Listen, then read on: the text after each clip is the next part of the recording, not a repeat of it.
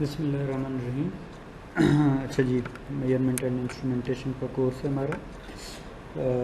Today we are having our 9th lecture.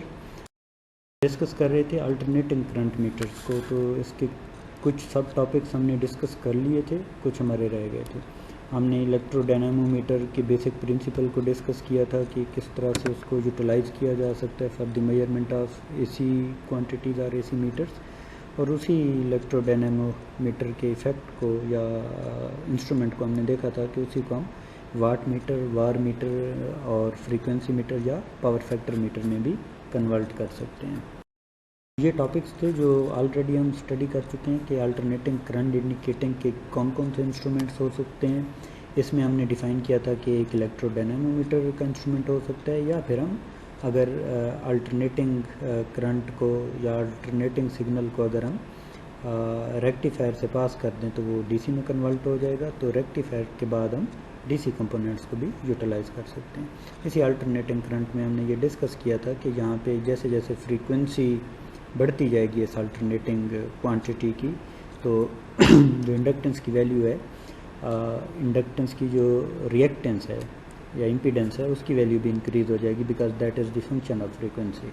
तो हमने कुछ मेथड्स डिस्कस किए थे कि हम इस फ्रीक्वेंसी को किस तरह से कंपनसेट कर सकते हैं।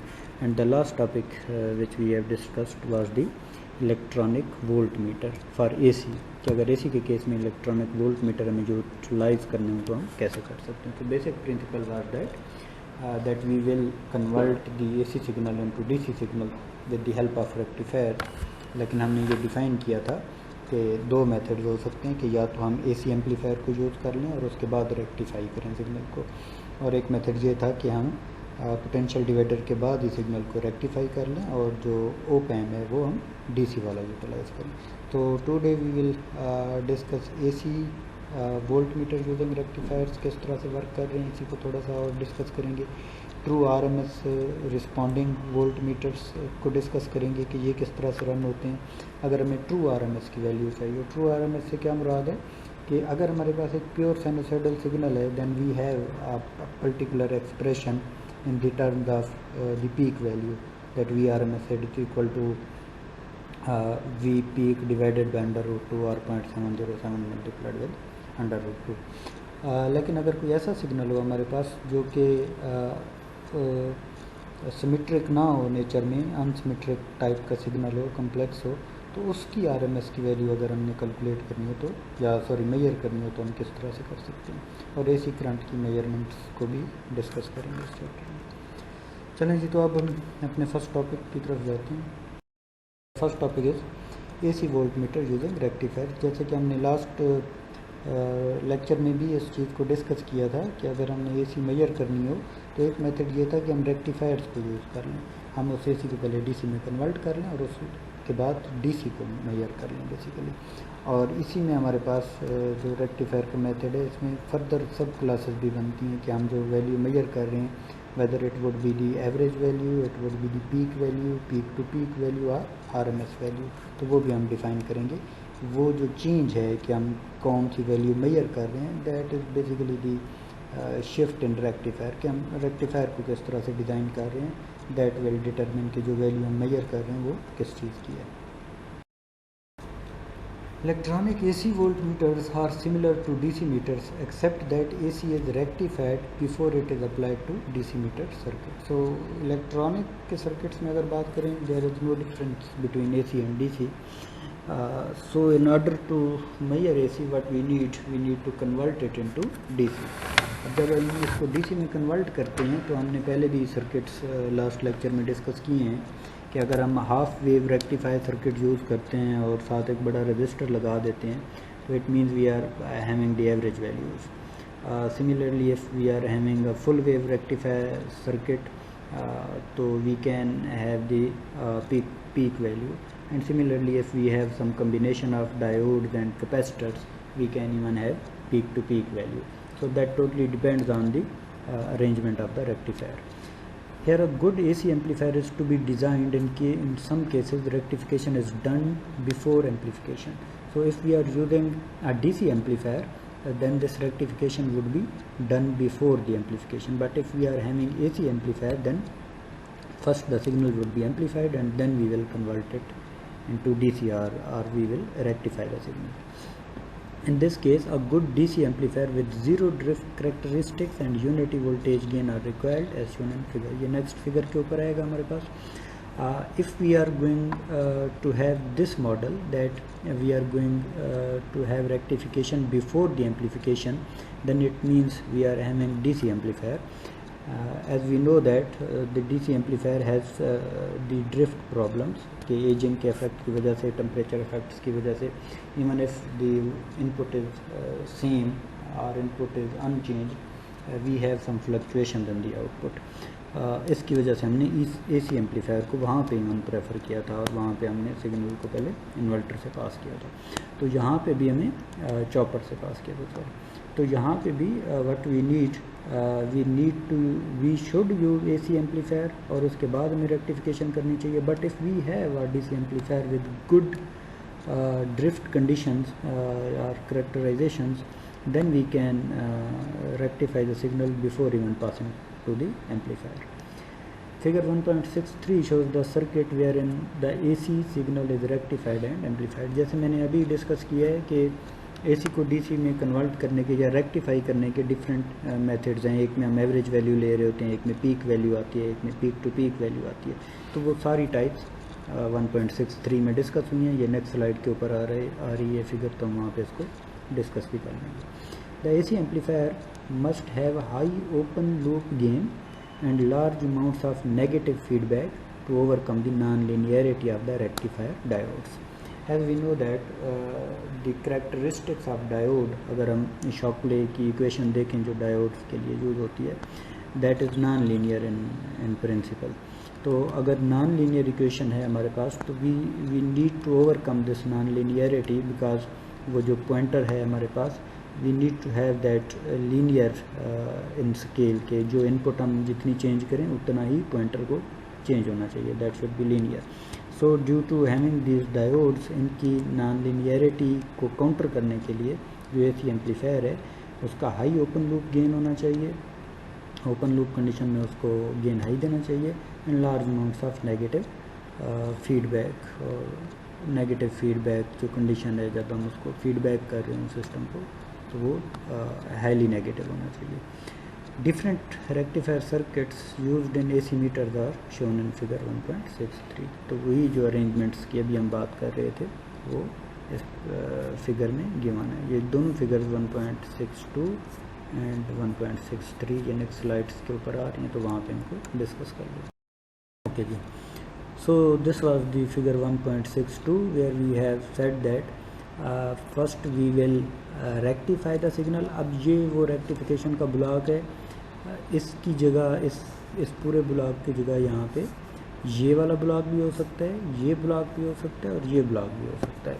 What we are talking about that we are going to convert AC into DC.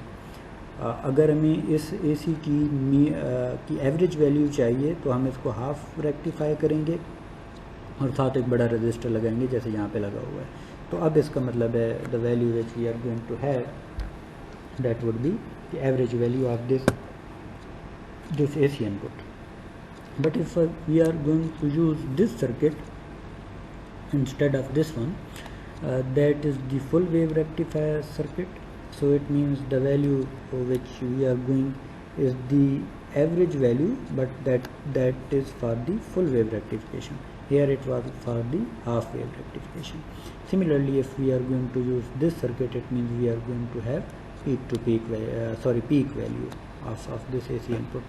अगर इस सर्किट को मैं इसकी जगह पे रिप्लेस कर दूं तो इसका मतलब है अब जो रीडिंग हम नोट डाउन कर रहे होंगे that would be the peak value of this AC input. So basically what we are having, we have input, we have a rectifier. मैं अब इसको general rectifier कह रहा हूँ. It can be half wave rectifier, it can be full wave rectifier, it can have some capacitors to give the peak value as well. तो यहाँ पे कोई भी रेक्टिफायर का सर्किट आ सकता है. And after that rectifier circuit we have DC operational amplifier which have high open loop gain and large negative feedback loop. ताकि जो नॉन लीनियरिटी एंड डायोड्स की वजह से ऐड अप हो सकती है उसको मिनिमाइज़ किया जा सके। ओके, तो अब हम इसकी थोड़ी सी मैथमेटिक्स की बात करते हैं और एक प्योर साइनोसाइडल सिग्नल को कंसीडर करते हैं। That is we have a pure sinusoidal signal, what would happen. हमने शुरू के कल के जो लेक्चर्स थे उसमें स्टार्ट की डिस्कशन में ये डिस्कस किया था कि if we are talking about an AC circuit, there is difference between average value and the RMS value, and RMS value was a little bit higher than the average value. So today we will have the relationship, वो जो mathematical relationship था उसको देखेंगे। और हमने ये कहा था कि हमारे जो अक्सर मीटर्स हैं ये एवरेज वैल्यू को मेजर कर रहे होते हैं। So in order to show the RMS value we need some correction factor. उस करेक्शन फैक्टर के साथ अगर हम मल्टीप्लाई करें तो now we would be having the RMS value instead of average value. तो इसकी ज़रा डिस्कशन को हम देखेंगे। The general form of an AC input is a sine wave, जैसे यहाँ पे में शो हो रही है। एक साइन वेव है, इसकी मैक्सिमम जो पीक वैल्यू है वो EM है, ओमेगा T x एक्सेस है, और ये जो कैपिटल T है ये एक साइकिल के टाइम को शो कर रहा है। Therefore all the AC instruments are calibrated for sine wave. तो नॉर्मली हमारे पास जब हम अल्टरनेटिंग की बात करते हैं तो we are referring toward sine waves, तो हम इसी वजह से जो कैलिब्रेशन है वो भी साइन वेव के लिहाज से करते हैं। For measurements the RMS value is measured, however all the AC meters are usually average responding, therefore the pointer deflects proportional to the average value of the input, but the scale is calibrated in terms of RMS value. So what we are having now, there is a difference, that we are interested in the RMS value of this signal, but in actual the pointer moves due to the average value. So as we need to find out a relationship between average value and RMS value, so that form factor or correction factor, it should be inserted in the scale ताकि हम उसको properly calibrate कर सकें with respect to the RMS value. So the average reading is multiplied by the form factor. Form factor इसको हम कह रहे हैं, it should be the ratio between RMS value and the average value, and scale is calibrated in terms of the RMS values. If a non-sinusoidal input such as a square wave or a triangular wave is applied to the sine wave meter, there will be error in the measurement. तो अभी हमने कहा है कि alternating से जो हम assumption लेते हैं that is sine wave, तो हम सारी मीटर्स की जो कैलिब्रेशन करते हैं वो with respect to sine wave करते हैं, because we are having a formula for sine wave. तो उसमें हमने देखा है कि एवरेज वैल्यू और आरएमएस वैल्यू के दरमियान एक पर्टिकुलर रेशो एग्जिस्ट करती है। But if I apply rectangular wave instead of sine wave, तो वो फार्मूला चेंज हो जाएगा जो आरएमएस वैल्यू और एवरेज वैल्यू का है। तो क्योंकि हमने मीटर को कैलिब्रेट किया हुआ है इस फॉर्म फैक्टर के साथ जो कि साइन वेव को रिप्रेजेंट करता है, it means if we are going to measure any other signal, alternating signal with the help of this meter, its measurement will have some error, because हमने जो calibration की है वो हमने साइन वेव के लिहाज से की है। अच्छा जी, फॉर्म फैक्टर की बेसिक डेफिनेशन क्या है? That it is the RMS value divided by the average value. अब हम इनकी बेसिक डेफिनेशंस पे जाते हैं कि आरएमएस हम कहते किसको हैं। RMS was the 1/T, capital T was the time period of the whole sine wave, 0 to T और E² dt अंडर रूट। तो ये RMS था, रूट मीन स्क्वायर, तो ये हमने रूट लिया है, इससे मीन किया और ये स्क्वायर है। सो 1/T 0 to T, EM इसकी जो थी वो पीक वैल्यू थी, EM² होना चाहिए, sine square omega T dt, और कैपिटल T को हम 2π/ω भी कह सकते हैं, and omega is the frequency, radian per second की फ्रीक्वेंसी होगी हमारे पास। Okay, so we can put the value of T from here, और यहाँ से भी हम वही वैल्यूज पुट करें अगर, तो ये एक्सप्रेशन यहाँ से हमारे पास आ जाएगा। इस एक्सप्रेशन को भी यहाँ पे रहने दें इसी तरह से, इसकी तरफ हम बाद में आएंगे कि ये क्या चीज़ लिखी हुई है। Still we have this expression, कि ये हमारे पास एक्सप्रेशन है। इसमें अगर EM को मैं देखूँ तो EM इज़ सिंगल वैल्यू, क्योंकि ये पीक वैल्यू को रिप्रेजेंट कर रहा है, so it is not the function of time, तो मैं EM को बाहर ले सकता हूँ। तो omega E M square over 2 pi हो जाएगा 0 2 pi over omega sine square omega T D T. अब अगर मुझे साइन का इंटेग्रल लेना हो, साइन स्क्वायर का इंटेग्रल लेना हो, तो I can go towards trigonometric quantities, जहाँ पे हमने काज ऑफ 2 अल्फ़ा को डिफ़ाइन किया था, काज ऑफ 2 थीटा अगर मैं कह दूँ, उसको डिफ़ाइन किया था 1 minus sine 2 sine square theta divided by 2। तो साइन स्क्वायर की टर्म में एक काज 2 अल्फ़ा की वैल्यू आती है हमारे पास। तो उस क्वांटिटी को अगर यूज़ करें और फिर इसको ओपन करें तो we will have that same formula that RMS value is 0.707 divided by 0.707 multiplied with the peak value. तो ये एक्सप्रेशन उसी में कन्वर्ज हो जाएगा। नेक्स्ट स्लाइड पे भी हम देखेंगे। तो एवरेज वैल्यू की क्या डेफिनेशन है? एवरेज वैल्यू हाफ साइकिल के लिए होती है। सो दिस इज़ 1/t/2 और 2/t हम कह सकते हैं। 1/t/2, तो 2/t के इक्वल हो जाएगा। इंटेग्रल हमने 0 to t/2 लिया है, em sin of omega t dt. This is by definition average value. So now we have an expression for RMS value, we have an expression for average value. We will put these expressions in this formula and we will try to find out the value of form factor. So here अगर हम average value को देखें, that would be equal to omega by pi. Omega by pi क्यों बना? Because this was 2/t, और t अभी हम define करके आए थे 2 पाई बाय ओमेगा के साथ। तो अगर वैल्यूज़ हम यहाँ पे इंसल्ट करें तो ये ओमेगा बाय पाई बनेगा। यहाँ पे क्योंकि t/2 था तो ये पाई बाय ओमेगा हो गया, em साइन ओमेगा t। अब ये एक्सप्रेशन देखें, em स्क्वायर डिवाइडेड बाय 4 पाई। अब ये जो एक्सप्रेशन नज़र आ रहा है ये उसी इंटेग्रल को उसने ओपन किया, जो इंटेग्रल हमारे पास साइन स्क्वायर ओमेगा टी का था। और मैंने कहा था कि यहाँ पे आप ट्रिग्नोमेट्रिक इक्वालिटीज़ को यूटिलाइज़ कर सकते हैं, तो उसको यूज़ करके हम इसको ओपन भी कर सकते हैं। और ये फार्मूलाज हमने ऑलरेडी भी स्टडी किए हुए हैं, that the RMS value is 0.707 of P. और दूसरा एक्सप्रेशन हमें यहाँ से मिला है, and that is 0.636 of em से कैंसिल हो जाएगा। सो it means the form factor is 1.11। What does that mean? It means के जो वैल्यू हम मेजर कर रहे हैं या मीटर पे जो वैल्यू आ रही है वो स्मॉलर है 11% देन दी एक्चुअल वैल्यू। या हम ये कह सकते हैं कि जो RMS वैल्यू है वो 11% हायर होती है as compare to average value. और मीटर क्योंकि नॉर्मली हमें एवरेज वैल्यू दे रहा है, इसका मतलब है मीटर में 11% स्मॉल वैल्यू शो कर रहा है, हालांकि एक्चुअल में इसको ज़्यादा होना चाहिए। Therefore, for an average responding voltmeter, the scale reading is to be multiplied by 1.11 to get the RMS value. So, if we need to have RMS value from the average value, we need to multiply the average value with the form factor. For a square wave, the form factor is 1. अब ये देखें, अब ये square के लिए हम दोबारा से भी ये कैलकुलेशन कर सकते हैं, शो कर सकते हैं। It means for square wave there is no difference between average value and RMS value. But if we have calibrated our instrument with respect to sine wave, that we have use form factor of 1.11। और अब अगर इस metre से हम एक square wave को major करना चाहते हैं तो इसकी मेजरमेंट में 11% का एरर होगा, बिकॉज इसका फॉर्म फैक्टर 1 था, उसका फॉर्म फैक्टर 1.11 है जिसके ऊपर हमारी डिवाइस कैलिब्रेट हुई हुई है।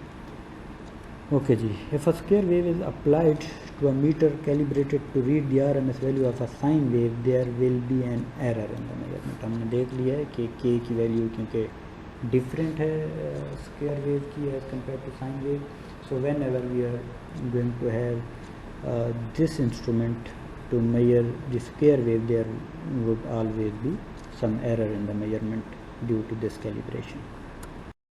अच्छा जी, तो अब हम डिस्कस करेंगे true RMS responding volt metres को, कि RMS की ट्रू वैल्यू हम किस तरह से मेजर कर सकते हैं if we are not having a pre defined type signal. अगर कोई स्क्वायर वेव नहीं है हमारे पास, साइन वेव का भी सिग्नल नहीं है, कोई डिस्टॉर्टेड सिग्नल है लेकिन वो रिपीट हो रहा है कुछ टाइम स्केल्स के बाद, तो and we need to find out the true RMS value of that signal, तो उसको हम किस तरह से मेजर कर सकते हैं। To measure the value of complex AC inputs, true RMS responding voltmeters are to be used. अगर complex AC inputs हैं तो हम कोशिश करते हैं कि हम true RMS voltmeters को यूज करें। The heating power of a given input signal is proportional to the square of the RMS value of the voltage. जो हीट प्रोड्यूस होती है किसी भी सिग्नल से वो square of the RMS value of the voltage और current इसके proportional होती है, स्क्वायर और आरएमएस वैल्यू का स्क्वायर. सेंसिंग दिस पावर, अगर हम इस हीटिंग को सेंस कर लें, this meter produces a deflection using a thermocouple. और इस हीट को हम सेंस कैसे कर रहे हैं, इसको हम थर्मोकपल्स के ज़रिए सेंस कर रहे हैं. Thermocouple outputs are non linear in general, लेकिन हमें इशू क्या आता है थर्मोकपल्स को यूज़ करते हुए कि इनके आउटपुट्स नॉन लीनियर हैं. मतलब एक जिस रेशो के साथ हम वोल्टेज इंक्रीज़ कर रहे हैं उसी रेशो के साथ इनके आउटपुट चेंज नहीं हो रही. This difficulty is overcome by placing 2 thermocouples in heating environment. तो इसको हम कैसे कवर आउट करते हैं कि हम एक थर्मोकपल की बजाय 2 थर्मोकपल्स यूज़ करते हैं. ये नेक्स्ट स्लाइड के ऊपर इसकी फिगर आ रही है, तो वहाँ पे भी इसको डिस्कस करेंगे. The unknown AC input voltage is amplified and applied to the heating element to the measuring thermocouple. 2 thermocouple हैं, उनमें से एक हम कहते हैं ये मेजरिंग थर्मोकपल है और दूसरा बैलेंसिंग है. तो जो सिग्नल है जिसकी हम आरएमएस वैल्यू को मेजर करना चाहते हैं, पहले हम उसको एम्पलीफाई करते हैं और फिर हम उसको मेजरिंग थर्मोकपल के ऊपर अप्लाई करते हैं. मेजरिंग थर्मोकपल को उसकी इनपुट देते हैं. The thermocouple in the input size is the measuring thermocouple. The thermocouple in the feedback path is the balancing thermocouple. ये दोनों नेक्स्ट स्लाइड के ऊपर आ रहे हैं, तो हम इनको आइडेंटिफाई करेंगे कि कौन सा मेजरिंग थर्मोकपल है और कौन सा फीडबैक के लिए यूज़ हो रहा है और बैलेंसिंग थर्मोकपल है और उसका पर्पज़ क्या है. So here is the network. We have AC input, इसके बाद AC एम्पलीफायर है. इसको हमने एक थर्मोकपल को सप्लाई किया हुआ है. थर्मोकपल क्या चीज़ है कि यहाँ पे हीट प्रोड्यूस होगी, इस हीट को ये सेंस करके इलेक्ट्रिकल सिग्नल में हमें देगा. तो here we have electrical signal, और यहाँ से ये जो सिग्नल जनरेट हुआ है इसको हमने दोबारा यहाँ पे इस थर्मोकपल यहाँ से हमने सिग्नल लिया, इस DC से आउटपुट लिए और उस DC के आउटपुट को यहाँ यूज़ करके यहाँ पे एक सिग्नल जनरेट होगा या वोल्टेज जनरेट होगी जो कि इसको थोड़ा सा अपोज कर रही होगी. तो वो जो अनबैलेंसिंग का इफेक्ट है कि नॉन लिनियरिटी आती है सिस्टम में, तो ये इस थर्मोकपल में भी आएगी और इसमें भी आएगी. जितनी ज़्यादा इसमें होगी उतनी ज़्यादा इसमें जनरेट होगी और वो उतनी ही मैनेज हो रही है इसकी फैनल आउटपुट में से. So that means the final output which we are going to have on meter would be linear in case. So this is the basic purpose to use this balancing thermocouple. और इस तरह से जो भी output आ रही होगी वो इस AC सिग्नल की RMS की इंफॉर्मेशन होगी. बेसिकली RMS की क्यों इंफॉर्मेशन होगी, बिकॉज स्क्वायर के साथ यहाँ पे रिलेशन है. जो हीट जनरेट हो रही है ये स्क्वायर ऑफ द वोल्टेज की इंफॉर्मेशन हमें दे रही होती है. They are similar thermocouple and form a complementary pair. ये अब हम मेजरिंग थर्मोकपल और बैलेंसिंग थर्मोकपल की बात करें. Therefore the non linearity due to the measuring thermocouple is cancelled by the similar non linearity of the balancing thermocouple. तो जो measuring thermocouple में नॉन लिनियरिटी थी, बिल्कुल उसी तरह की नॉन लिनियरिटी क्रिएट होगी बैलेंसिंग थर्मोकपल में. और क्योंकि ये फीडबैक हो रहा है तो दोनों मैनेज हो रही हैं, इस वजह से इफेक्ट उसका नलीफाई हो जाएगा. The heater coil gets heated due to the AC input given. The measuring thermocouple produces a voltage which upsets the balance of the bridge. तो वो क्या रहा है बेसिकली कि AC एम्पलीफायर्स की इनपुट को हमने कनेक्ट किया एक रजिस्टर के साथ. That is basically thermocouple. उस रजिस्टर में हीट प्रोड्यूस होगी, उस हीट की वजह से उसकी दूसरी साइड के ऊपर हमें कुछ वोल्टेज का सिग्नल मिलेगा. The imbalance voltage is amplified by the DC amplifier. इसके बाद हमने DC एम्पलीफायर लगाया था and feedback to the heating element of the balancing thermometer. और उसी सिग्नल को जो एम्पलीफाई करके है वो हमने बैलेंसिंग थर्मोकपल को दे दिया. Bridge balance is restored when feedback current deliver sufficient heat to the balancing thermocouple. Because ये जो फीडबैक करंट हो रहा है ये हीट प्रोड्यूस कर रहा है और इस हीट के प्रोड्यूस होने की वजह से दूसरी साइड के ऊपर एक वोल्टेज जनरेट हो रहा है. So that the voltage output of both thermocouples are the same. The DC current in the heating element of the feedback thermocouple is equal to the AC current in the input thermocouple. तो दोनों के DC current और इसका AC current equal हो जाएंगे. Therefore, this DC current is directly proportional to the effective or RMS value of the input voltage, क्योंकि ये उसी की वजह से या उसी को नलीफाई करने के लिए क्रिएट हो रहा है. तो मीन्स अगर हम इसको मेजर कर रहे हैं, we are having the RMS value of the input voltage. This is indicated on the meter movement in the output circuit of the DC amplifier. Thus, the true RMS value of the AC input can be measured irrespective of the shape of the input. तो इसी वजह से इसको true RMS value कह रहे हैं, क्योंकि ये शेप के ऊपर डिपेंड नहीं कर रहा कि जो अल्टरनेटिंग सिग्नल है उसकी शेप किस तरह की है. जैसी भी शेप हो, we can have its RMS value. So crest factor is equal to the peak value of input divided by the RMS value. Laboratory type meters can measure inputs with a crest factor of 10 divided by 1. कि peak value और RMS value के दरमियान अगर difference इतना बड़ा हो कि peak value is 10 times higher than the RMS value, even then these meters can be utilized to measure such signal. इसका मतलब क्या है? इसका मतलब है उस सिग्नल के अंदर frequent चेंजिंग्स होंगी, क्योंकि उसकी पीक बहुत बड़ी है और उसकी RMS बहुत छोटी वैल्यू है. तो इसका मतलब है उसका ड्यूटी साइकिल स्मॉल होगा और अक्रेंस का टाइम कम हो जाएगा. लेकिन ये जो मीटर हैं ये उनको रिस्पॉन्ड कर पाते हैं. वोल्टेज रेंज क्या है? 100 माइक्रो वोल्ट टू 300 वोल्ट्स हम इससे मेजर कर सकते हैं. और frequency range is 10 hertz to 10 mega hertz. तो हम ट्रू RMS वैल्यू को मेजर कर सकते हैं by using the previously explained technique और सेटअप. ओके जी. So now we are going to discuss AC current measurement. AC currents को अगर मेजर करना है तो हम किस तरह से मेजरमेंट परफॉर्म कर सकते हैं. The current to be measured is passed through a series resistor of suitable value in the current scale. तो जिस करंट को मेजर करना चाहते हैं उसको सीरीज रजिस्टर से पास कर रहे हैं और करंट स्केल के ऊपर हैं. The voltage drop across the resistor can be measured by the volt meter and the meter deflection is calibrated enter the current. तो यहाँ पे जैसे हमने DC में देखा था, DC में अपोजिट था कि हम करंट बेसिकली हम मेजर कर सकते थे. तो अगर हमें उसमें वोल्टेज मेजर करनी होती थी तो हम सीरीज में एक रजिस्टर लगाते थे. तो यहाँ पे वो रजिस्टर क्या कर रहा है कि if we can measure the value of voltage and now we want to measure the value of current, तो हम एक रजिस्टर में से इस करंट को पास करते हैं और टोटल वोल्टेज ड्रॉप मेजर कर लेते हैं जो इस रजिस्टर के क्रॉस है. Because we know the value of resistance, the only unknown is current, जो कि हम ओम लॉ को यूज करके जनरेट कर लेंगे. In some cases, an AC current probe is also employed. The probe clips the wire under test without disturbing the circuit.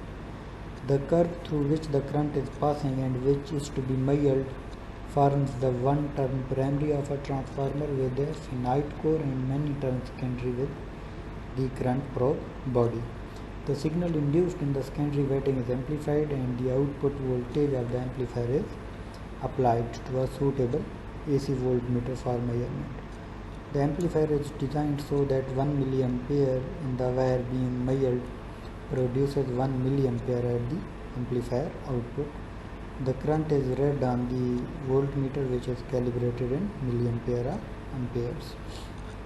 तो यहाँ पे हम क्या कर रहे हैं कि कुछ केसेस में हम जो प्रोब्स यूज़ करते हैं करंट की मेजरमेंट के लिए, तो ये हमें ट्रांसफार्मर्स की तरह का बिहेवियर भी शो करता है कि अगर ट्रांसफार्मर की प्राइमरी साइड की सिर्फ एक टर्न हो और सेकेंडरी साइड के ऊपर बहुत सारी टर्न हो, तो हम देख सकते हैं कि एक पर्टिकुलर रेशो से हमें करंट मिल रहा होता है, या करंट कम हो रहा होगा या इंक्रीज़ हो रहा होगा depending upon the turn ratio जो हमें मिल रही है. तो यहाँ पे भी इस तरह का केस जनरेट हो सकता है हमारे पास. The signal induced in the secondary winding is amplified. जो कि सेकेंडरी वाइंडिंग के ऊपर सिग्नल आएगा उसको एम्पलीफाई किया है. And the output voltage of the amplifier is supplied to suitable AC voltmeter for measurement. और इस एम्पलीफायर के आउटपुट को हमने किसी भी आगे जो टेक्निक्स हम AC वोल्टमीटर की यूज़ करते रहे किसी को भी सेंड कर देंगे to measure that current. The amplifier is designed so that 1 milliampere in the wire being measured produces 1 millivolt at the amplifier output. तो इस एम्पलीफायर को हमने इस तरह से सेट किया है कि इसकी जो इनपुट का करंट है वही आउटपुट पे वोल्टेज की टर्म में रिप्रेजेंट हो, वैल्यू सेम रिप्रेजेंट हो। इससे हमें क्या फ़ायदा हुआ है कि कैलिब्रेशन में हमें कोई इशू नहीं आएगा कि वही मीटर वही वोल्ट मीटर जो वोल्ट्स मेजर कर रहा है उसी स्केल के ऊपर अब जो भी वैल्यू आ रही होगी वो वोल्ट्स की बजाय मिली एम्पेयर या एम्पेयर्स की होगी। अच्छा जी, the next technique is differential volt meter. If you want to measure the value of voltage और हमें अननोन हो कि क्या वैल्यू हो सकती है और हम उसको मेजर करना चाहते हैं तो हम किस तरह से परफॉर्म कर सकते हैं। It is one of the most accurate means of measuring an unknown voltage या the unknown voltage is compare to a known voltage. हम अननोन वोल्टेज को नोन वोल्टेज से कंपेयर करते जाते हैं और जो डिफरेंस है इन दोनों का वो मीटर के ऊपर शो होता है। तो we try to minimize this difference to zero. जब ये ज़ीरो हो जाता है तो हम नोन वोल्टेज देख लेते हैं कि कितना है, तो उससे हमें आइडिया हो जाता है कि जो अननोन वोल्टेज था वो कितना है। अच्छा जी,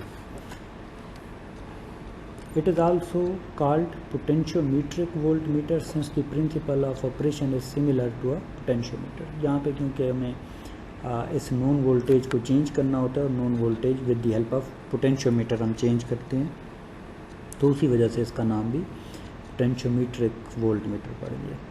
अब precision resistance divider network is used to divide down an accurately known reference voltage. अब इस रेफरेंस वोल्टेज को जब हमने चेंज करना है तो हमें पोटेंशियोमीटर की ज़रूरत है, लेकिन इसमें ज़रूरी चीज़ ये है कि वो पोटेंशियोमीटर एक्यूरेट होना चाहिए कि जो वैल्यू हम मेजर कर रहे हैं और जो एक्चुअल में वैल्यू उन दोनों के दरमियान डिफरेंस नहीं होना चाहिए, या जो रजिस्टर्स हम यूज़ कर रहे हैं उन रजिस्टर्स की वैल्यूज़ एक्यूरेट होनी चाहिए। The divider is adjusted until the output voltage equals the unknown voltage. The multimeter indication is proportional to the difference of the potentials between the reference source and the unknown voltage source। ये क्योंकि difference को represent कर रहा था तो it means difference should be exactly zero। To detect small differences in unbalanced potentials a sensitive meter movement is required। कि metre को इतना sensitive होना चाहिए कि अगर दो सोर्सेज के दरमियान पोटेंशियल डिफरेंस मिली वोल्ट्स में भी हो तो तब भी उसको डिफ्लेक्ट होना चाहिए नीडल को, ताकि हम ये डिफ़ाइन कर सकें कि हमारे जो दोनों वोल्टेजेस हैं वो एग्जैक्टली इक्वल अभी नहीं हुए। The reference source consist of a low voltage DC standard such as a 1 volt DC supply on low voltage zener controlled precision supply. तो नॉर्मली जो रेफरेंस वोल्टेज होता है वो हमारा स्मॉल वैल्यू होती है। स्मॉल वैल्यू क्यों है? ताकि हम प्रिसीजन इसमें ज़्यादा चाहते हैं और हम वैल्यूज़ को एग्जैक्टली कंपेयर करते हैं आपस में। टू मेजर हाई वोल्टेज, अगर अननोन सोर्स हाई वोल्टेज का हो तो वहाँ पे भी हम एक पोटेंशियोमीटर लगा देते हैं। High voltage reference supply can be used. अगर हाई वोल्टेज का अननोन सोर्स है तो दो ही तरीके हैं, या तो हम जो रेफरेंस वोल्टेज है उसको भी हाई वैल्यू का यूटिलाइज़ करें, बड़ी सप्लाई यूज़ करें। नॉर्मली हम ये करते हैं potential divider network is use to reduce the unknown voltage supply to a sufficiently low value for direct comparison against low voltage DC standards। तो नॉर्मली हम ये करते हैं कि एक बड़ा पोटेंशियोमीटर लगा देंगे अननोन वोल्टेज के साथ, ताकि इवन अगर उसकी वैल्यू बड़ी भी है तो वो काफ़ी हद तक हमारी रेंज में आ जाए और उसके बाद हम उसको लो वोल्टेज सप्लाई के साथ कंपेयर कर लें। The AC differential volt metre is a modification of the DC differential volt metre. तो ये जो AC वाला है ये उसी की मॉडिफिकेशन है जो DC के लिए भी हम यूज़ करते हैं। The AC to DC converter gives an average value of the voltage. We already know कि किस तरह का कन्वर्टर हम यूज़ कर रहे हैं, दैट विल इंडिकेट कि हम एवरेज वैल्यू ले रहे हैं, पीक वैल्यू ले रहे हैं या पीक टू पीक वैल्यू ले रहे हैं। Therefore this volt meter gives an average value. अगर तो हम AC की कन्वर्जन करते हुए जो DC सप्लाई DC में कन्वर्ट कर रहे हैं, अगर हम हाफ वेव या फुल वेव यूज़ कर रहे हैं लेकिन साथ एक रजिस्टर लगा रहे हैं, कोई स्टोरेज की डिवाइस नहीं है इसमें, तो it means now we are going to have the average value. तो जो हमें this meter gives the average value of AC input. तो जब ये दोनों क्वांटिटीज एग्जैक्टली ज़ीरो हो जाएंगी, जब pointer exactly zero value show करेगा, उस टाइम हमारी जो रेफरेंस सोर्स की वोल्टेज है, इवन दो कि वो DC में है, वो एक्चुअल में इंफॉर्मेशन दे रही है कि एसी की एवरेज वैल्यू कितनी है जो एसी कनेक्ट हुआ है दूसरे एंड के ऊपर। The meter can be calibrated to give the RMS value, we know the scale factor is 1.11। तो अगर हम ये जो डीसी रेफरेंस वैल्यू की वैल्यू हमें मिली, अगर इसको हम 1.11 से मल्टीप्लाई कर दें तो वी कैन से दैट अगर हमारी इनपुट एसी टाइप की थी, अल्टरनेटिंग करंट तो थी लेकिन साइनोसाइडल अगर थी, तो then its RMS value is 1.11 times of the reference DC voltage जो कि हमने मेजर किया उस टाइम। ये इसका नेटवर्क है। ये हमारे पास मीटर है, इसको ज़ीरो के ऊपर होना चाहिए, ज़ीरो वैल्यू को शो करना चाहिए उसको। ये हमारे पास रेफरेंस सोर्स है और इसकी वैल्यू को अल्टर करने के लिए ये पोटेंशियोमीटर है कि अगर मैं नॉब को चेंज करूँगा तो जो यहाँ पे वोल्टेज आएगा वो भी डिफरेंट हो जाएगा। और इस साइड के ऊपर जो वोल्टेज है ये भी इन टर्म्स ऑफ डीसी होना चाहिए, लेकिन असल में हमने क्या किया, एसी इनपुट थी, अटेनुएटर से पास किया और AC to DC converter use किया। No we have DC input here, we have DC input here. जब ये एग्जैक्टली ज़ीरो होगा तो इसका मतलब है this is equal to this value, और ये क्योंकि नोन है so it means we have the average value of this AC. इस एसी की एवरेज वैल्यू नोन हो जाएगी। If this is pure sinusoidal signal, तो अगर मैं इसी वैल्यू को जो कि यहाँ पे मैंने फाइंड आउट किया, अगर मैं इसको 1.11 से मल्टीप्लाई कर दूँ तो this would be the RMS value this AC input signal. So I hope that this AC differential voltmeter would be clear to you, इसका वर्किंग प्रिंसिपल क्लियर होगा। आज का लेक्चर हम यहीं पे कंक्लूड करते हैं। नेक्स्ट लेक्चर में हम इसकी एक एग्जांपल को डिस्कस करेंगे डिफरेंशियल वोल्टमीटर की, और उसके बाद हम सबसीक्वेंट टॉपिक्स को डिस्कस करेंगे। So this is all for today. If you have any question so please contact with me through my email or on the Canvas portal. Thank you very much.